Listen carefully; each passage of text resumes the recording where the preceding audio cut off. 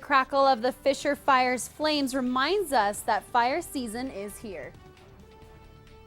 We'll update you on how things are heating up and how your smartphone can warn you of an emergency. Good evening and welcome to NAZ Today. I'm student anchor Alexa Vagnazzi. And I'm student anchor Colleen Sikora. Thanks for joining us. Strong winds won't stop the fire crews from putting out the Fisher Fire just south of Flagstaff. The fire was 75% contained by Sunday evening, and firefighters expect to reach full containment by the end of Monday. NAZ Today spoke with the crew to find out more about the fire. The Fisher Fire was first reported last Friday near Fisher Point in Walnut Canyon, 5 miles southeast of Flagstaff. By Sunday, it was 75% contained by the 4 fire crews that are still there today. The crews have remained there to make sure the fire lines hold against the steep winds that came in last night. The crew believes they will have 100% containment by the end of today, regardless of the weather, and they believe that they can keep the fire within the lines. The fire is believed to be human-caused, but the matter is still under investigation. It was still under investigation as to how it started, where it started, and maybe try to find some clues as to why. The forest fire crew were well prepared for something like this to happen following our previously intense dry season, but preventing and protecting is their main objective. The number one objective is to make sure that our firefighters are safe and that the public is safe. And we'll do our best to suppress these fires as quickly as possible. For NAZ Today with Monet Gunn, I'm Mason Agnew. Coconino County is now offering a free service to residents that will send out emergency notifications in the event of a natural disaster. To talk about this timely innovation, just in time for fire season, is Robert Rowley, the emergency manager for Coconino County. The Fisher Fire that's currently burning southeast of Flagstaff is a reminder that the community is now in the middle of fire season. So I'm here today with Robert Rowley, who is the emergency manager for the Coconino County, and he's going to talk about a new system that will help identify fires earlier. So tell me about Code Red. Code Red is an emergency mass notification system that we can utilize to get emergency information out to the public as quickly as we can, something faster than just door-to-door notifications. And how are you going to do that? We purchased a software as a service called Code Red, and this is a service that can be accessed online both by us to activate a warning and by the public to register for it. And it gives us several different ways to put out a notification to the public, pretty much tailored to whatever an individual's personal needs are for receiving information. So that would be accessible through your smartphone, possibly? Smartphone, landline, regular cell phone. It has the capability of making phone calls to landlines and cell phones. It has the ability to send out the alerts via email message, via text message, and then there's even a free smartphone application that can be downloaded to receive the message on. Excellent. So are fires the only kind of emergency that this system will alert the public to? No, not at all. Fires are obviously on everybody's mind right now, but it can be used for evacuation notifications, for floods, shelter-in-place notifications for some sort of hazardous materials spill, any sort of information we need to get out to the public where we can give them actions they can take to protect themselves or their property. And how can the public sign up for those notifications? We've made it about as easy as we can. You can go directly to our website, which is the only complicated part about it, and that's coconino.az.gov/emergency. You can probably just Google search it as well and find it. And once you go to that website, you just go down to the bottom of the page and click on the Code Red icon. That'll take you right to our community notification enrollment page, which allows you to sign up all the different ways you'd like to receive alerts. And again, this is a free service. So once again, if you're interested in checking out Code Red and signing up for notifications, we'll have a link to that website on our website. This Friday at 2 p.m., the county will launch the first test of the new Code Red system. This will call every number and access all smartphones that are currently in the county database. The system test should be completed within 1 hour's time. In addition to the high-profile Fisher Fire that happened over the weekend, Flagstaff Fire Department also responded to a fire near the 500 block of Schweitzer Canyon. Well, what kind of stuck out in everybody's mind and got everybody talking about this is on Saturday we had 2 additional fires in that same area. So now within a roughly a 48-hour time frame, we've got roughly three fires. In addition, we've got the Fisher Fire. Although the Flagstaff Fire Department attributes the fire to human sources, they are not yet using the word arson, as the cause could very well be accidental. If you have any information regarding the fires, please contact the Flagstaff Police Department. Monday marks the beginning of Passover, the Jewish observation of their ancestors' flight from Egypt following the 8 plagues. And the hallmark of the Passover is the traditional Seder. NAZ Today caught up with Rabbi Dovi Shapiro putting finishing touches on the community meal. The Passover Seder is a celebration where families come together, and in this case the community is coming together and celebrate a delicious meal together with 15 special steps. Each one has its own ritual where we go through the telling of the story of Passover. One of the mitzvahs of the Seder is to eat the matzah. The matzah is flatbread, which doesn't have time to rise, and it reminds us of the time when the Jewish people left Egypt and we didn't have time to let our dough rise. And on Passover, we only eat matzah for 8 days to remind us of the importance of humility in our lives and really being aware of God's presence and even in the small things. One of the famous parts of the Passover Seder is the 4 questions which the children ask. And this represents the idea in Judaism that we encourage asking questions. The questions are, why is tonight different than all of the nights? Why are we eating matzah tonight? Why are we eating the bitter herbs? Why are we dipping the vegetable in the salt water? And all these questions are really there to show the emphasis that we have on the children at the Seder. They're such an important part of the Seder, and really encouraging to ask those questions, because when you ask questions, it gives an opportunity to give beautiful answers and to explain our heritage to the next generation. Passover begins tonight at sundown and lasts for 8 days. A hot air balloon accident occurred Monday morning east of Mayer, Arizona. The balloon took off from Black Canyon Wash and was headed to a predetermined landing zone in Camp Verde when unpredictable winds forced the balloon over Mingus Mountain and into the old Cordes community. The basket hit the ground several times and traveled about 1.5 football fields before coming to a stop. Only 4 of the 10 people on board suffered minor injuries. The others remain uninjured.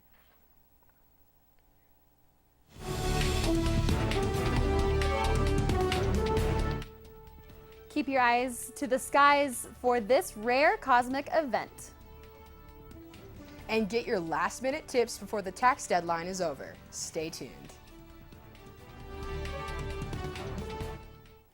Coming up on NAZ Today Weather, I'm student forecaster Alexa Dumidi. We saw quite a beautiful weekend, although kind of interrupted by wind this morning. Will we see that wind for the rest of the week? I'll let you know coming up.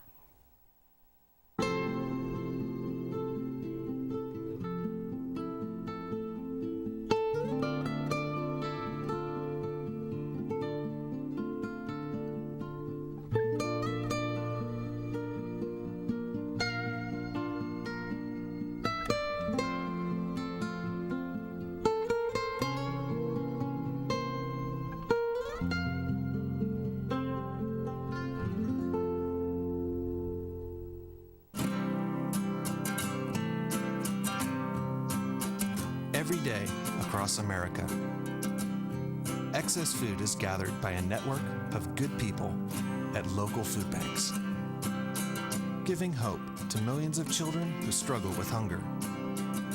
They've earned their wings, and you can too. Together, we can solve child hunger. Support Feeding America and your local food bank at feedingamerica.org.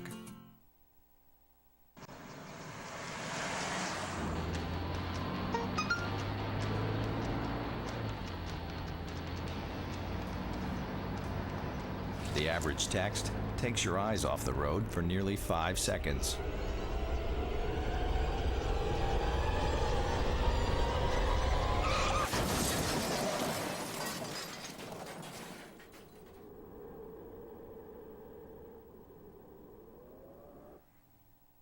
Welcome back. In over 2 years, we have not experienced the rare blood moon lunar eclipse, and Monday night it will be visible for us in the Western Hemisphere. NAZ Today's Monet Gunn had a chance to talk with Kevin Schindler from Lowell Observatory about this unique occurrence. Today I'm here with Kevin Schindler from Lowell Observatory. Thanks for joining us today, Kevin. Great to be with you. Okay, I understand that there's a lunar eclipse occurring on Monday, so what exactly does Lowell have planned for that? Well, the lunar eclipse is a total lunar eclipse, and at the observatory we're going to have evening presentations where we talk about eclipses, kind of where they are, how they happen, and so on. We won't actually be viewing the eclipse because it doesn't start till later on, like around 11 o'clock or so. And then over the next couple hours, it'll be partial, then total, then partial again. So this kind of sequence will take place over a couple hours. So because it's so late, we won't be viewing. However, anybody can go outside and look up at the moon and see the eclipse if they're up. And you don't even need any special equipment. I mean, it's kind of interesting to see it through binoculars or a telescope, but you don't need that just to be able to see it. You just have to be awake and kind of clear skies. Is there any precautions you would say people need to take when they're observing the lunar eclipse? There's not, and that's a good question, because sometimes we hear, oh, you should never look at an eclipse. That's a solar eclipse. Anything having to do with the sun, you should never look directly, whether it's during the middle of the day or during a solar eclipse. You should never look at the sun. But for the moon, anything related to the moon is going to be fine. So just like you might look at the moon when it's first quarter or full, when it's eclipsed, it's fine to look directly at it, because the light from the moon is just sunlight that's reflected, so we're not looking directly at the sun's rays. Thank you, Kevin, for that. To find out more information about the lunar eclipse, be sure to check out our website, naztoday.com. Taxes are due Tuesday, which means this is not a time to procrastinate. NAZ Today's Tressa Tudrick had the opportunity to find out what the consequences might be if you're late for the deadline.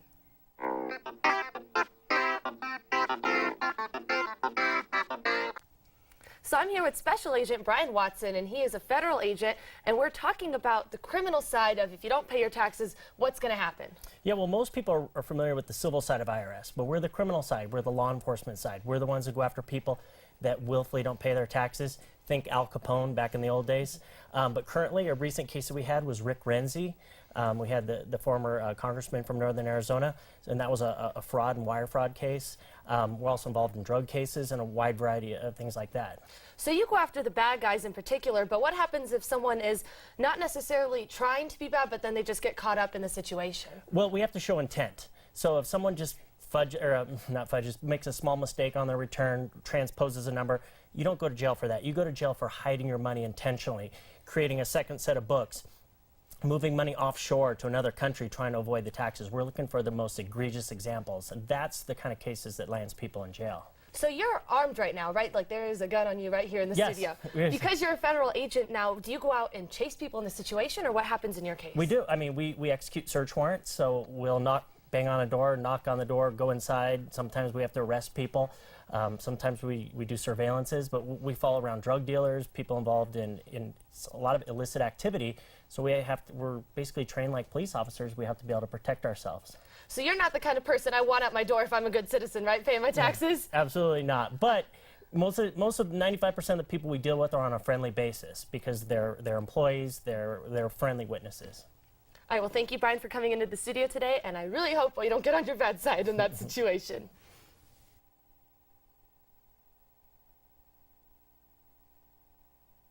Well, if your hair was tousled today, then you know it was a windy one. Well, let's continue throughout the week. Student forecaster Alexa Dumity has your weather update.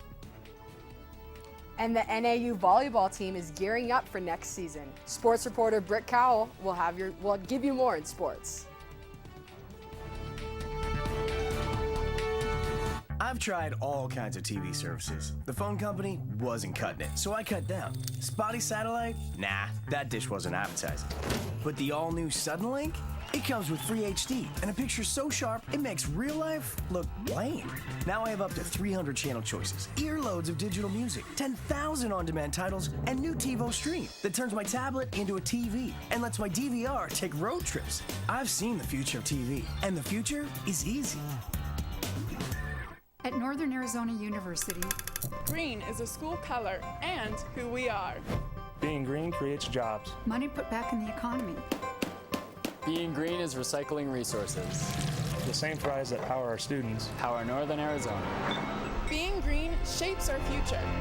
Through research and education, we will make a difference. At Northern Arizona University, sustainability is a principle we believe in. Northern Arizona University, the difference that matters. Don't look at me. Your hair's a bit frizzy today. Aww, you should pick that up. Every day, kids witness bullying. Poor you. They want to help, but don't know how. Teach your kids how to be more than a bystander. Visit stopbullying.gov. Tonight's NAZ Today weather is brought to you in part by Terry Markson Chevrolet Cadillac in Flagstaff.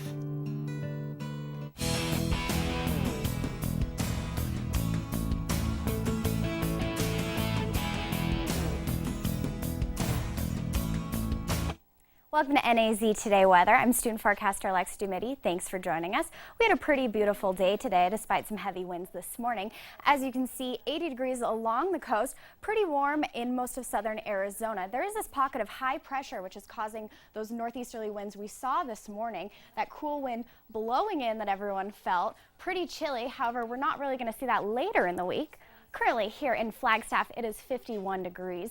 The wind is easterly at 12 miles per hour. Not the highest we saw today. It was about an average of 14 miles per hour throughout the day. The temperature is pretty spot on for this time of year. 55 degrees is the normal. And you can see, 58 degrees is the normal. 55 is what we saw here in Flagstaff. 28 degrees is the normal low. Pretty much the same there. 75 degrees in 1937 was the high. We almost saw those temperatures this weekend. Pretty beautiful. Now, looking at today's highs across the country, everywhere is having lovely weather. 60s in Texas. The only place that's really having a cold spot is up by the Great Lakes, 30s and 40s. Even down in Phoenix is in the 80s and 90s. I sure wish I was down there. Now looking at tonight here in Flagstaff, we see those winds continue that we saw all day. 20 degrees. The eclipse will be visible. We're very lucky that we don't have any cloud cover here tonight. So if you're out around 11 p.m., I believe is when it begins, you're going to see it, that big blood moon that the Lowell Observatory was talking about earlier with us. Sunset is at 6:59. Now looking at tomorrow here in Flagstaff, it is warming up, 64 degrees. We're not really going to see that wind, maybe a bit of a breeze, but it's going to be pretty warm for the rest of the week. As we move into our Pacific satellite, this will kind of tell us what we're going to see. Now, you see this ridge coming in here. It's pretty far off the coast right now, nothing we need to worry about immediately. However, as it comes in towards the coast, we're going to see how that's going to affect us down here in Flagstaff. There is a slight chance of rain Friday or Saturday. It's really too early to tell. Now let's look at the forecasted temperatures across the state. It is 40 degrees tonight in Sedona, 75 tomorrow. 33 tonight in Prescott, 73 tomorrow. 59 over in Lake Havasu, 90 degrees tomorrow, really warm. 90 also down in Phoenix tomorrow. 30 degrees in Tuba City tonight, 70 tomorrow. Moving into our forecasted temperatures here in Flagstaff. We have 64 degrees for Tuesday. Like I said, it's going to warm up. 64 degrees again on Wednesday. As we see, it gets a little breezy again. We might see some of that storm system coming in. It's really early. 63 degrees, cooling down into the weekend. Slight chance of showers. Now the Sedona extended forecast. They have 75 degrees Tuesday, 77 on Wednesday. Also breezy down there. Cooling down slightly over the weekend. They also have a slight chance of showers. Really, we won't know till later in the week. Well, I can't wait for this warm weather. That is for sure. Hiking season, it's the best. That wind this morning was really cold. I was so shocked. It was so windy yesterday, and the entire weekend was absolutely beautiful. Absolutely. Well, you know, it was a beautiful weekend this in weather. How about sports, Brooke? What do you have for us? Well, you know, it's baseball, softball season here for you in Flagstaff and in NAU. I'll tell you more about it coming up.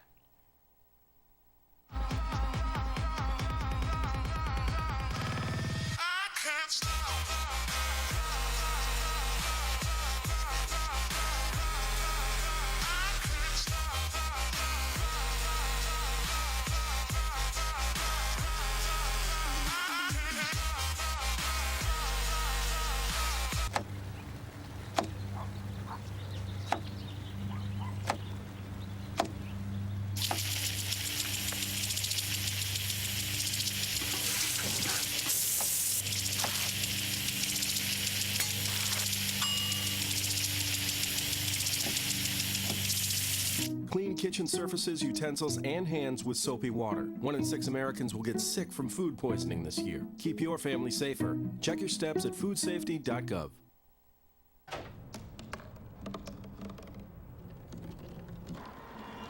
Everybody has a dream.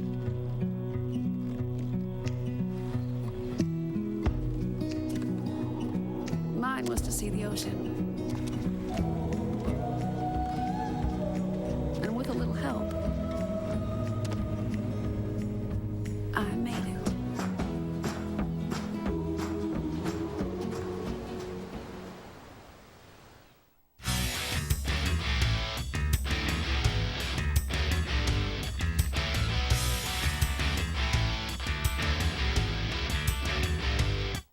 Well, a beautiful weekend it was here for us in northern Arizona as the spring season is actually starting to show. But with it being spring comes NAU sports starting to prepare for their upcoming season. Volleyball being one of those sports as they took on ASU on Saturday. The team was looking pretty strong, winning the game in 4 matches and putting up some pretty long rallies. Now, the Jacks only lost 2 seniors last year, so the returners and new recruits are looking to have a good season, seeing as most of them have been playing together already. This chemistry got them the 3-1 win after beating Division I Arizona. The team had a lot to say about how they're feeling about their next season. It feels great, and it shows us a lot that all of our hard work and all of our practice is going towards this single goal that we all have, and it shows right here on the court that we can take 3 sets off at ASU. I've been working on a lot of things, and really one of the goals is doing some things on our side of the net that are capable of success against a team like this, you know, with really good size, really nice athletes on their side. And it was nice to see our team just come out and execute and stick with the things we've been working on in practice. I thought we had a great day today. I think we're just excited that we got to play against someone else besides ourselves, and we all came together and we were all going for everything, and it was just, I think it was fun for everyone. Switching over to the Diamond, it was a busy, windy weekend for softball and baseball, and I'm going to tell you a little about our NAU baseball team. Our Jacks are in the running for a playoff spot, and this weekend helped them as NAU took on their rivals, ASU. After losing the opening game 7-6, the Jacks came back and ended up winning the series, getting wins the second and third games, with scores of 7-6 for the second and 15-13 for the third. NAU will compete in their final regular season series this weekend to determine a playoff berth. Keeping it on the Diamond, the Coconino baseball team played Bradshaw Mountain on Friday, and while the boys were on a 7-game win streak, they couldn't get this one as Bradshaw Mountain took the 7-5 victory. Brant Chapin finished 1 for 2, Brian Chapin went 1 for 3, and Daniel Langston hit 2 for 3. Moving a little west, the Flagstaff boys baseball team played today when they took on South Mountain, and I just got that score in as Flagstaff won 14-1 in 5 innings with the mercy rule. Sports reporter Alex Lucero will give you more on the game and highlights tomorrow. It was a busy weekend for Northland Prep Academy this weekend as both baseball and softball took on Mayer High School. But let's start with the boys and their game on Saturday. After beating Glendale Prep Academy 13-3 on Friday, the Spartans showed no mercy when their bats came alive all throughout the lineup on Saturday. MPA kept that streak as junior Andrew Peters pitched all 6 innings, ultimately winning from the mercy rule over Mayer. Senior Keegan Martin Jocko finished the game 2 for 4 from the plate, and freshman Zev Axler went 2 for 2 and scored 3 of Northland Prep's runs. The Spartans won the game 12-2. MPA is currently ranked 20th when they take on 6th-ranked Williams High School on Tuesday.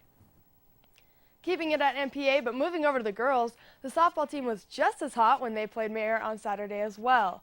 After mercying Glendale Prep 14-1 on Thursday, the girls also kept their bats on fire against Mayer. Freshman Megan Netherton got the win, striking out 7 batters in her 5 innings of work. But she not only rocked it on the mound, but also at the plate as she went 3 for 3 with 1 homer and 2 triples. Junior Annie Netherton and Carson Brubaker both racked up a home run themselves as well. The Spartans finished the game in 5, winning 18-1. The girls remain on the bubble for the state playoffs, but face Williams High School tomorrow, just like the boys. Keeping it on the diamond, but moving up to the professional level, the Arizona Diamondbacks took on the Los Angeles Dodgers this weekend, and I'll just let you check this game out for yourself. Top of the third, runners on first and third, Dodgers looking for the sweep. Adrian Gonzalez, or Agons, up to bat. And ouch, that one looked like it hurt as he demolishes the pitch from Trevor Cahill deep to right, and that's a 3-run homer. That's his 4th consecutive game with a home run. 7th inning, 8-3 now, and it's Trumbo, and he gets the backs back into the game with his own 3-run home run. That will be his 6th of the season, making the score 8-6. Chris Perez on the mound for the Dodgers, and first he tells Aaron Hill to sit down. Now stud hitter Paul Goldschmidt at the plate. He hits it into the ground to short, and that's where it will end. Dodgers win 8-6 and get the sweep over the D-backs. Every time, every week, I just shake my head, Brooke. But we will be right back after this. Hi, I'm Terry Markson. As seasons change, so does the inventory at Terry Markson Chevrolet Cadillac. To make room for the 2014 models, we're clearing the lot, and that means great deals for you on our 2013s. Right now, you'll find rebates up to $10,000 on select Chevrolet models. Choose from a full line of vehicles, including the totally redesigned 2014 Silverado 1500. You can always count on our same relaxed, no-pressure environment. Terry Markson Chevrolet Cadillac, real hometown value. Hey everybody! Heart disease affects 1 in every 3 women in America, but you can fight back. There's no time to lose. Mothers, sisters, daughters, families, and friends, it's time to shout louder, stand stronger, and demand change. Let's go! To the Batmobile! Dang it. To the invisible jet! Dang it. Together, we can put an end to heart disease. It's time to go red for women. I could use your help. Yeah! Learn more from the American Heart Association at www.goredforwomen.org. Live with a human for a while, and you get to know a few things. Like, I know she does strange tricks for no treats. But the one thing I will never, for the life of me, know is how she gets so tiny and inside that box. Natalie, how do you get so tiny? Taking another look at the Flagstaff extended forecast, 64 degrees on Tuesday, 64 and breezy on Wednesday, slight chance of showers Friday and Saturday. The Sedona extended forecast, they're saying warm temperatures as well, 75 degrees on Tuesday, 77 Wednesday. Also a slight chance of showers for them this weekend. Sounds like beautiful weather. Well, if you're afraid of snakes like me, you might want to skip this event. The 54th annual Rattlesnake Rodeo drew crowds of snake lovers and curious reptile fans alike to the small city of Opp, Alabama. Expert snake handlers showed off their skills with the slithery serpents, carefully avoiding dangerous bites while displaying the animals. Events include a snake race, and snake wranglers show off their skills. And organizers say the event's aim is to educate the public about what to do if they encounter a rattler. No way. That makes me so sick. I'm okay. I'll bail out on this one. Right, You guys right. can take it. Yeah, but it's cool that they're educating people about what to do with the. Especially here in the Southwest, we definitely need that. Absolutely. Well, thanks so much for joining us tonight. We will catch you here tomorrow again at 6 p.m.